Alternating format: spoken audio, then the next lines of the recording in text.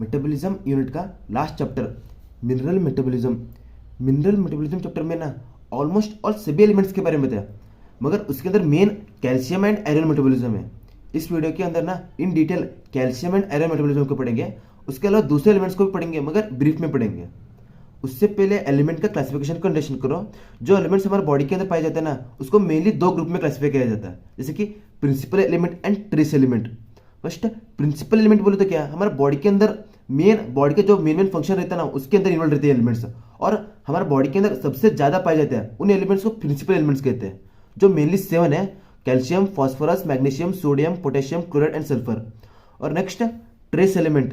Trace element बोले तो हमारा बॉडी के अंदर कम क्वांटिटी में पाया जाता है और उसका रिक्वायरमेंट भी कम रहता है, अराउंड 100 मिलीग्राम पर डे से भी कम रहता है उसका रिक्वायरमेंट। उन एलिमेंट्स को ट्रेस एलिमेंट्स कहते हैं। जैसे कि एग्जांपल के लिए आयरन, कॉपर, आयोडीन, मैग्नीशियम। इसके अलावा दूसरे एलिमेंट्स भी है ट्रेस एलिमेंट, ये मेन ट्रेस एलिमेंट्स है। और ये इंपॉर्टेंट है, याद रखो, क्योंकि एग्जाम में एक क्वेश्चन है कि any name any 3 trace elements, और उसका इंपॉर्टेंस क्या है, उसका फंक्शन क्या है, इसलिए ट्रेस एलिमेंट्स भी इंपॉर्टेंट है, याद रखो। और नेक्स्ट मिनरल मेटाबॉलिज्म का इंपॉर्टेंट टॉपिक है कैल्शियम मेटाबॉलिज्म के बारे में पढ़ेंगे। जो कैल्शियम के बारे में एक बात याद रखो कि हमारे बॉडी के अंदर जितने भी मिनरल पाए जाते हैं ना, उसके अंदर सबसे ज्यादा कैल्शियम मिनरल पाया जाता है। अराउंड 1 to 1.5 kg हमारे बॉडी वेट को कंट्रीब्यूट करता है। हम 1 to 1.5 kg of body weight को कंट्रीब्यूट करता है। और नेक्स्ट इसका 99% बोन एंड टीथ में पाया जाता है कैल्शियम, और 1% स्केलेटल टिश्यू के अंदर पाया जाता है। और नेक्स्ट इसका फंक्शन के बारे में बताया कि जो कैल्शियम रहता है ना, वो development of bone and teeth के लिए हेल्प होता है। मतलब इधर ऑलरेडी बोले से कि कैल्शियम सबसे ज्यादा बोन एंड टीथ में ही पाया जाता है, इसका मतलब development of bone and teeth के लिए हेल्प होता है। और नेक्स्ट मसल कॉन्ट्रेक्शन के लिए भी हेल्प होता है। ये सभी इन डिटेल में क्या नहीं बोलता हूँ, मगर ये अगर इन डिटेल में बोला ना, एक वीडियो बहुत बड़ा हो जाता है, इसीलिए ये क्या है, ऑलरेडी पढ़े सो हम ये सभी फंक्शन का ऑलरेडी पढ़े सो कहाँ तो कहाँ, जो इसीलिए डायरेक्ट बोल देता हूँ कि मसल कॉन्ट्रेक्शन के लिए हेल्प होता है, ब्लड कोगुलेशन के लिए हेल्प होता है, नर्व ट्रांसमिशन के लिए हेल्प होता है, और मेम्ब्रेन इंटीग्रिटी एंड परमेबिलिटी के लिए भी हेल्प होता है, और एंजाइम को एक्टिवेशन करने के लिए भी हेल्प होता है कैल्शियम। ये सभी कहाँ तो पढ़े सो है, ये इसका इन डिटेल में बोले ना, ये वीडियो बहुत बड़ा लंबा हो जाता है, इसलिए क्या है पता करो ये कैल्शियम के बारे में। और नेक्स्ट इसके बाद कैल्मिडिन मीडिएट एक्शन ऑफ कैल्शियम के बारे में बताया। मतलब जो कैल्मिडिन है ना, वो एक कैल्शियम बाइंडिंग प्रोटीन है। जब कैल्शियम कैल्मिडिन के ऊपर अटैच हो जाता है ना, वो एक कॉम्प्लेक्स बना लेता है जो एंजाइम का एक्टिवेशन के लिए हेल्प होता है। मतलब जो कैल्शियम एंड कैल्मिडिन दोनों अटैच होकर कैल्शियम कैल्मिडिन कॉम्प्लेक्स बना लेता है, जो प्रोटीन काइनेस इनएक्टिव रहता है उसका एक्टिव फॉर्म में कन्वर्ट करने के लिए हेल्प होता है प्रोटीन काइनेस। और ये प्रोटीन काइनेस एंजाइम को एक्टिवेट करने के लिए हेल्प होता है, मतलब फॉस्फोरेट करता है, एंजाइम जो रहता है ना उसको फॉस्फोरेट करता है, मतलब एक्टिव फॉर्म के अंदर कन्वर्ट करता है एंजाइम को एक्टिव फॉर्म के अंदर कन्वर्ट करता है, और एक्टिवेटेड एंजाइम बायोलॉजिकल एक्शन में चले जाता है। और नेक्स्ट कैल्शियम जो है ना, इंटरसेलुलर मैसेंजर की जैसे एक्ट करने के लिए हेल्प होता है। और नेक्स्ट हार्मोन रिलीज करने के लिए भी हेल्प होता है। और नेक्स्ट कॉन्टैक्ट इनहिबिशन बोले तो हमारा सेल के अंदर ट्यूमर नहीं होना, बोले तो कैंसर नहीं होना, बोले तो सेल का नंबर इंक्रीज नहीं होना, अगर कॉन्टैक्ट हुआ तो सेल का नंबर डिक्रीज मतलब कांस्टेंट रहना, इसीलिए कॉन्टैक्ट इनहिबिशन के लिए हेल्प होता है। और next cell to cell communication के लिए भी हेल्प होता है। और नेक्स्ट कैल्शियम का dietary requirement 800 milligram per day है। और नेक्स्ट इन प्रेगनेंसी बोले तो प्रेगनेंसी एंड लैक्टेशन, उसके अंदर कैल्शियम का क्वांटिटी ज़्यादा चाहिए वुमेन के अंदर, इसीलिए 1.5 ग्राम पर डे हो जाता है। और नेक्स्ट कैल्शियम का सोर्स बोले तो milk products, bean, leaf vegetables and fish main source of calcium है। और नेक्स्ट इसके बाद कैल्शियम का अब्जॉर्प्शन के बारे में बताया कि जो कैल्शियम रहता है ना, सबसे ज़्यादा ड्यूडेनम के अंदर ऑब्जर्व होता है। और नेक्स्ट इसका फैक्टर प्रोमोटिंग के बारे में बताया कि इस कैल्शियम का अब्जॉर्प्शन के लिए हेल्प करने के लिए फैक्टर, मतलब जो विटामिन डी है ना, विटामिन डी वो कैल्शियम बाइंडिंग प्रोटीन को सिंथेसिस करने के लिए हेल्प होता है, जिससे सब ज़्यादा से ज़्यादा कैल्शियम ऑब्जर्व होता है। और नेक्स्ट पढ़ेंगे कैसा होता है बोलकर। नेक्स्ट पैराथायरॉइड हार्मोन भी कैल्शियम ऑब्जर्प्शन के लिए हेल्प होता है, वो भी नेक्स्ट पढ़ेंगे। और नेक्स्ट एसिडिक कंडीशन भी कैल्शियम ऑब्जर्प्शन के लिए हेल्प होता है, मतलब ड्यूडेनम के अंदर एक एसिडिक कंडीशन रहता है, इसीलिए सबसे ज़्यादा ड्यूडेनम के अंदर कैल्शियम ऑब्जर्व होता है। और नेक्स्ट लैक्टोज भी कैल्शियम ऑब्जॉर्प्शन के लिए हेल्प होता है। और नेक्स्ट प्लाज्मा कैल्शियम के बारे में याद रखो कि plasma calcium around 9 to 11 milligram पर डिसिलीटर रहता है, ये भी इंपॉर्टेंट याद रखो कि प्लाज्मा कैल्शियम कितना बोलकर आप पूछते हैं ना, इसलिए 9 to 11 मिलीग्राम पर डिसिलीटर है प्लाज्मा कैल्शियम लेवल। और next factor regulating plasma calcium level के अंदर पहले कैल्क्यूटोल एक विटामिन डी का एक्टिव फॉर्म है। कैल्क्यूटोल विटामिन डी का एक्टिव फॉर्म है जो किडनी के अंदर प्रोड्यूस होता है। याद रखो कि कैल्क्यूटोल विटामिन डी का एक एक्टिव फॉर्म है और किडनी के अंदर प्रोड्यूस होता है। और एक कैल्क्यूटोल जो है ना वो कैल्मुडिन सिंथेसिस के लिए हेल्प होता है, बोलते कैल्शियम बाइंडिंग प्रोटीन के सिंथेसिस के लिए हेल्प होता है। इधर बोले ना विटामिन डी प्रमोट करता है अब्जॉर्प्शन, वही सेम उसका एक्सप्लेनेशन है कि कैल्शियम बाइंडिंग प्रोटीन को सिंथेसिस करने के लिए हेल्प होता है कैल्क्यूटोल, जिससे ज़्यादा से ज़्यादा कैल्शियम अब्जॉर्व होता है। और नेक्स्ट पैराथायरॉयड हार्मोन के बारे में बताएं कि जो पैराथायरॉयड हार्मोन है ना वो पैराथायरॉयड ग्लैंड से रिलीज होता है, मतलब सीक्रेट पैराथायरॉयड ग्लैंड से होता है। और नेक्स्ट ये जो पैराथायरॉयड हार्मोन है ना हमारे बॉडी के अंदर जब भी रिलीज होता है बोले तो जब हमारे बॉडी के अंदर कैल्शियम लेवल डिक्रीज रहता है, बोले कम रहता है, तभी पैराथायरॉयड हार्मोन रिलीज होता है और प्लाज्मा कैल्शियम लेवल को इंक्रीज करने के लिए होता है ये पैराथायरॉयड हार्मोन। और नेक्स्ट इसके बारे में बताया कि पैराथ हार्मोन का मैकेनिज्म ऑफ एक्शन के बारे में बताया।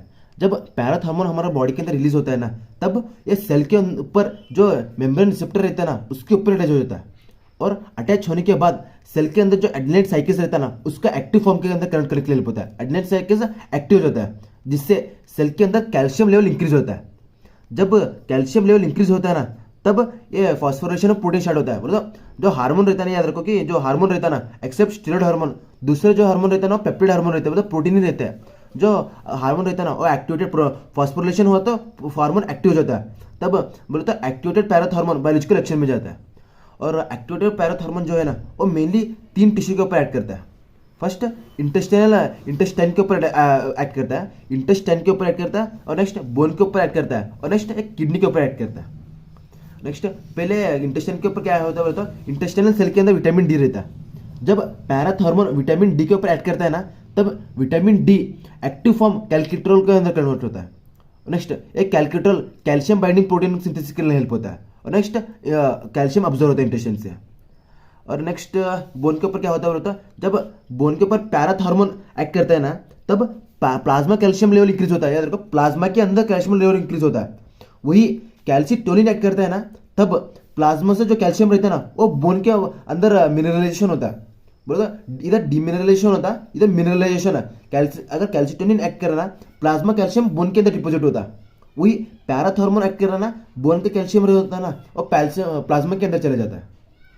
और नेक्स्ट रीनल, अगर रीनल के ऊपर क्या होता है बोला तो निफ्रॉन के ऊपर ऐड करता है पैराथ हार्मोन, तब क्या होता है बोला तो जो कैल्शियम का अब्जॉर्प्शन है ना इंक्रीज होता है। बोला तो यूरिन के अंदर एक्सक्रीट नहीं होता है कैल्शियम, रीअब्जॉर्ब होता है पैराथ हार्मोन से। और next last factor calcitonin. Calcitonin antagonistic of पैराथ hormone है। बोलते पैराथ हार्मोन क्या कर रहा था प्लाज्मा का कैल्शियम लेवल इंक्रीज कर रहा था। वही कैल्सिटोनिन क्या करता है बोले तो प्लाज्मा का कैल्शियम लेवल डिक्रीज करता है। और नेक्स्ट एक कैल्सिटोनिन हार्मोन है ना वो थायराइड ग्लैंड से रिलीज होता है। और नेक्स्ट ये इधर ऑलरेडी बोले कि ब्लड का कैल्शियम लेवल डिक्रीज करने के लिए होता है एंटागोनिस्टिक टू पैराथ हार्मोन। और ये 3 मेन फैक्टर थे जो प्लाज्मा का कैल्शियम लेवल रेगुलेट करते हैं। और नेक्स्ट इसके बाद एक्सक्रीशन ऑफ कैल्शियम के बारे में बताया। तो कैल्शियम है ना ज़्यादा से ज़्यादा इंटेस्टाइन से एक्सक्रीट होता है, बोले तो फिकस से एक्सक्रीट होता है, और किडनी से भी एक्सक्रीट होता है, ज़्यादा से ज़्यादा इंटेस्टाइन से होता है। और नेक्स्ट एक इंपॉर्टेंट याद रखो बात ना कि अडल्ट टीथ जो रहता है ना हमारा टीथ वो डिकैल्सिफिकेशन के अंदर नहीं जाता। तो एक बार कैल्शियम टीथ के अंदर चला गया तो वापस नहीं जाता, डिकैल्सिफिकेशन नहीं होता उसका, इंपॉर्टेंट याद रखो। नेक्स्ट डिजीज के बारे में बताया। इसके अंदर 5-6 डिजीज है, उसके अंदर मेन हाइपोकैल्शियमिया बोले तो इसके अंदर क्लिनिकल कंडीशन है टेटनी और इंपॉर्टेंट है। उसके अलावा 5-6 डिजीजेस है। इसके अंदर पहले हाइपर कैल्शियमिया। हाइपर बोले तो ज़्यादा हो रहा, कैल्शियम लेवल इंक्रीज हो रहा, प्लाज्मा का कैल्शियम लेवल इंक्रीज हो रहा। और इसका रीजन क्या है बोले तो हाइपर पैराथायरॉइडिज्म। जो पैराथायरॉइडिज्म बोले तो पैराथ हार्मोन इंक्रीज हो रहा, पैराथ हार्मोन ज़्यादा से ज़्यादा रिलीज हो रहा, जिससे क्या होता है ज़्यादा से ज़्यादा कैल्शियम अब्जॉर्व होता, जिसकी वजह से ब्लड कैल्शियम लेवल इंक्रीज हो जाता है। और नेक्स्ट इसका सिम्टम्स क्या है बोले तो मसल वीकनेस आता है, नॉजिया आता है, कॉन्स्टिपेशन होता है। और नेक्स्ट हाइपोकैल्शियमिया, ये इंपॉर्टेंट है याद रखो। हाइपोकैल्शियमिया बोले तो कैल्शियम लेवल डिक्रीज होता है बिलो 7 मिलीग्राम पर decilitre, plasma calcium level decrease होता है। हाइपो बोले तो कम हो रहा कैल्शियम लेवल। और नेक्स्ट कॉसेस टेटनी, ये इंपॉर्टेंट है, ये क्लिनिकल कंडीशन इसके अंदर ये इंपॉर्टेंट है। देखो टेटनी होता है अगर कैल्शियम लेवल डिक्रीज हो रहा है हमारे बॉडी के अंदर तो टेटनी होता है। इसके सिम्टम्स क्या बोले तो न्यूरोमस्कुलर इरिटेबिलिटी होता है और इन्वॉलंटरी मूवमेंट होता है, बोले तो रैपिड स्पेजम में जाता है हमारा muscles. Involuntary movement, calcium level decrease हुआ तो मेन कैल्शियम का मेन फंक्शन ही मसल का कॉन्ट्रेक्शन है। अगर कैल्शियम लेवल डिक्रीज हुआ तो इन्वॉलंटरी मूवमेंट होता है हमारे बॉडी के अंदर। और नेक्स्ट रीजन क्या है बोले तो हाइपोपैराथायरॉइडिज्म। और नेक्स्ट बोला बोला तो क्यों हाइपोपैराथायरॉयडिज्म, बोले तो इधर क्या हो रहा है, थायराइड ग्लैंड से जो पैराथायरॉयड हार्मोन है, पैराथायरॉयड है ना, वो ये क्या बोले तो पैराथायरॉयड ग्लैंड से रिलीज होता है। अगर अगर हमारा इंजरी हुआ पैराथायरॉयड ग्लैंड से, पैराथायरॉयड ग्लैंड को इंजरी हुआ तो सर्जिकली रिमूव कर सकते हैं, जिससे हाइपोथायरॉयडिज्म होता है, रीजन मेन हाइपोकैल्शियमिया का। और नेक्स्ट इसका ट्रीटमेंट क्या है बोले तो ओरल कैल्शियम, बोले तो हम सप्लीमेंशन लेना पड़ता कैल्शियम का, और विटामिन डी जो कैल्शियम बाइंडिंग प्रोटीन को है सिंथेसिस के लिए भी हेल्प हो रहा है ना, विटामिन डी और कैल्शियम दोनों ओरली लेना पड़ता है। और नेक्स्ट रिकेट्स, ये भी एक डिसीज है जिसके अंदर बोन का कैल्सिफिकेशन डिफेक्ट हो जाता है। इसके अंदर रिकेट्स एक डिसीज है जिसके अंदर बोन का जो कैल्सिफिकेशन होना ना, कैल्शियम अब्जॉर्व होना ना, उसका और डिफेक्ट हो जाता है। इससे क्या होता है बोले तो डिले ग्रोथ, बोले तो बोन फॉर्म नहीं होता इजीली और डिले ग्रोथ होता है। और नेक्स्ट वीकनेस आता है हमारे बॉडी के अंदर। और next pain in pelvis, spine के अंदर होता पेन होता है। ये रिकेट्स के अंदर ये याद रखो कि बोन के अंदर कैल्सिफिकेशन नहीं होता है, जिससे वजह से डिले ग्रोथ, बोले तो बोन फॉर्मेशन नहीं होता ना। और नेक्स्ट इसके बाद नेक्स्ट रीनल रिकेट्स के बारे में बताया।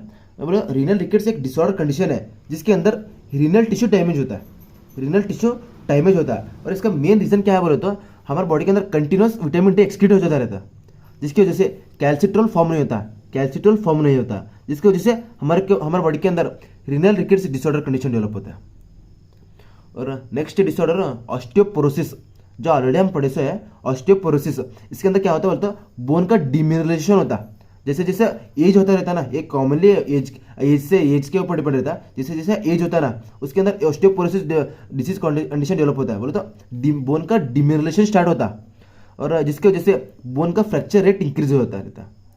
ये नॉर्मली ओल्ड मैंस के अंदर पाया जाता है ये डिसऑर्डर। नेक्स्ट इसका ट्रीटमेंट क्या है बोले तो सप्लीमेंशन ऑफ कैल्शियम, ओरली लेना पड़ता है कैल्शियम। और नेक्स्ट एक बात है कि जो वुमेन के अंदर जो हार्मोन रिलीज होता है ना, स्टेरॉइड हार्मोन एस्ट्रोजन, वो कैल्शियम अब्जॉर्प्शन के लिए हेल्प होता है। जैसे जैसे एज होता है ना, याद रखो कि जैसे जैसे एज होता है ना, तो कैल्शियम अब्जॉर्प्शन मैकेनिज्म वीक होता रहता, जिसके जिससे कैल्शियम का मिनरलेशन नहीं होता, उल्टा डिमिनरलेशन होता, जिसके वजह से बोन फॉर्म नहीं होता, जिसकी वजह से फ्रैक्चर रेट इंक्रीज होता है। और वुमेन के अंदर जो स्टेरॉइड हार्मोन एस्ट्रोजन है ना, वो कैल्शियम अब्जॉर्प्शन के लिए हेल्प होता। जैसे जैसे एज होता वुमेन के अंदर एस्ट्रोजन हार्मोन फॉर्म नहीं होता, जिसकी वजह से बोन का फ्रैक्चर रेट इंक्रीज होता है। इसीलिए ये ऑस्टियोपोरोसिस कंडीशन जो है ना, वो फीमेल्स के अंदर ज़्यादा है मेल से भी। और नेक्स्ट ऑस्टियोपेट्रोसिस, जो डिसऑर्डर कंडीशन है जिसके अंदर बोन का डेंसिटी इंक्रीज होता है, और इसके साथ कैल्शियम मेटाबॉलिज्म खत्म होता है। और नेक्स्ट और एक इंपॉर्टेंट टॉपिक आयरन मेटाबॉलिज्म। इससे पहले एक बात रखो कि जो आयरन है ना, वो ट्रेस एलिमेंट है मगर इंपॉर्टेंट है। और नेक्स्ट इसका हमारा टोटल बॉडी कंटेंट 3 to 5 ग्राम है। और नेक्स्ट इसके अंदर भी 3 to 5 ग्राम में है ना 70% तो इरिथ्रोसाइट के अंदर रहता है, इरिथ्रोसाइट बोलते आरबीसी के अंदर ही रहता है ना में। और नेक्स्ट इसका कॉन्स्टिट्यूएंट बोलो सबसे ज़्यादा हीमोग्लोबिन के अंदर रहता है आरबीसी, और मायोग्लोबिन बोले तो मसल के अंदर जो रहता है ना, वो मायोग्लोबिन, उसके अंदर ऑक्सीजन स्टोरेज के लिए हेल्प होता है दोनों। और नेक्स्ट साइटोक्रोम के अंदर रहता है जो इलेक्ट्रॉन ट्रांसपोर्ट चेन के लिए हेल्प होता है। और नेक्स्ट आयरन का बायोकेमिकल फंक्शन क्या बोले तो मेन ये ऑलरेडी बोले कि आयरन जो है ना हीमोग्लोबिन के अंदर रहता है, और हीमोग्लोबिन ऑक्सीजन और कार्बन डाइऑक्साइड के ट्रांसपोर्ट के लिए हेल्प होता है। और नेक्स्ट एटीपी प्रोड्यूस करने के लिए भी हेल्प होता है, तो इलेक्ट्रॉन ट्रांसपोर्ट चेन के अंदर रहता है, माइटोकॉन्ड्रिया के अंदर रहता है ना इलेक्ट्रॉन ट्रांसपोर्ट चेन, जिससे एटीपी फॉर्म होता है। और नेक्स्ट पेरोक्सिडेज एंजाइम के अंदर रहता है, जो एक लाइसोसोमल एंजाइम है जो फैगोसाइटोसिस के लिए हेल्प होता है। इतना ये आयरन का इंपॉर्टेंस था। और नेक्स्ट इसके बाद नेक्स्ट आयरन का डाइटरी रिक्वायरमेंट के बारे में बताया कि जो आयरन जो है ना अडल्ट मैन के अंदर अराउंड 10 मिलीग्राम पर डे चाहिए, वही मेंस्ट्रुएटिंग वुमेन के अंदर अराउंड 18 मिलीग्राम पर डे चाहिए। क्योंकि जो मेंस्ट्रुएटिंग वुमेन रहता है ना, उसके अंदर ब्लीडिंग होता है, उनके अंदर ब्लीडिंग होता है, जिसकी वजह से आयरन का लॉस होता है, इसीलिए इनके अंदर ज़्यादा चाहिए, 18 मिलीग्राम पर डे चाहिए। और नेक्स्ट वही प्रेग्नेंट एंड लैक्टेटिंग वुमेन के अंदर 40 मिलीग्राम पर डे चाहिए।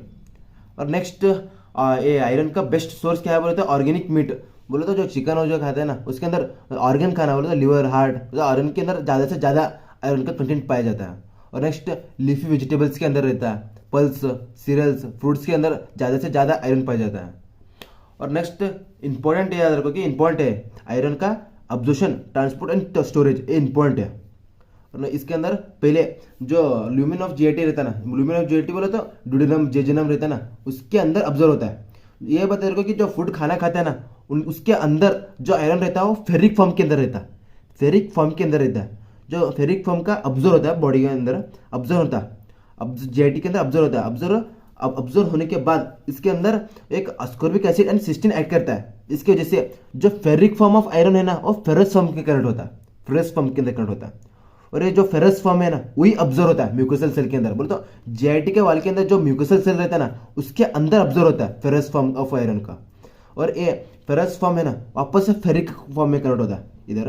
इधर एक टेम्पररी स्टोरेज है, फेरिटिन एक टेम्पररी स्टोरेज वे है, आयरन का स्टोरेज वे है। इसके अंदर क्या होता है, फेरिडोक्सिन ऐड करता है फेरस फॉर्म के ऊपर और फेरिक के अंदर कन्वर्ट होता है। ये ferrous form of iron ferric के कन्वर्ट होता है।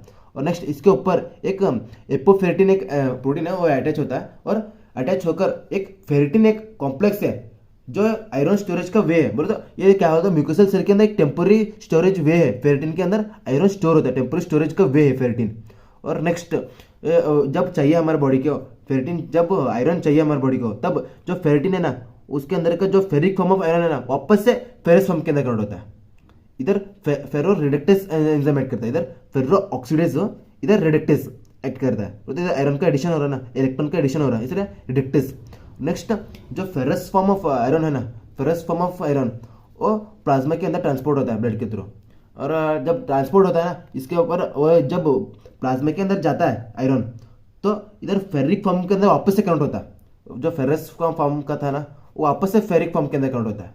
और नेक्स्ट जो फेरिक फॉर्म ऑफ आयरन है ना उसके ऊपर और एक प्रोटीन एपोट्रांसफेरिन ऐड करता है, अटैच होता है। और एक ट्रांसफेरिन एक ये भी एक प्रोटीन स्टोरेज वे, एक वे है आयरन स्टोरेज का। इसके अंदर 2 मॉलिक्यूल ऑफ आयरन अटैच होता है, ferric form of iron attach होता है ट्रांसफेरिन के अंदर।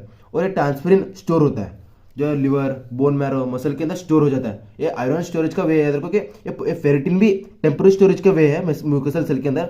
और ये ट्रांसफेरिन स्टोरेज करता है लिवर, बोन मैरो के अंदर ब्लड अंदर होमोग्लोबिन का फॉर्मेशन के लिए हेल्प होता है। वही मसल के अंदर भी स्टोर होता है जिसके अंदर मायोग्लोबिन फॉर्म करने के लिए हेल्प होता है। और next factor affecting iron absorption के बारे में होता है। बोले तो इसके अंदर आयरन अब्जॉर्प्शन के लिए हेल्प करने वाले फैक्टर्स क्या बोले तो एसिडिक कंडीशन रहता है ना वो भी आयरन अब्जॉर्प्शन के लिए हेल्प होता है। और next cysteine, amino acid, low phosphate level in body वो सभी प्रमोट करते हैं आयरन अब्जॉर्प्शन का। और next in iron deficiency anaemia हमारे डिसीज ऑर्डर कंडीशन है आयरन डिफिशियंसी एनीमिया, उसके अंदर भी आयरन अब्जॉर्प्शन रेट इंक्रीज होता है, आयरन अब्जॉर्प्शन का जो रेट है ना वो इंक्रीज होता है। और नेक्स्ट इसके बाद नेक्स्ट आयरन का कुछ इंपॉर्टेंट बात है याद रखो कि जो आयरन है ना आयरन वो यूरिन के थ्रू एक्सक्रीट नहीं होता है, आयरन यूरिन के थ्रू एक्सक्रीट नहीं होता है।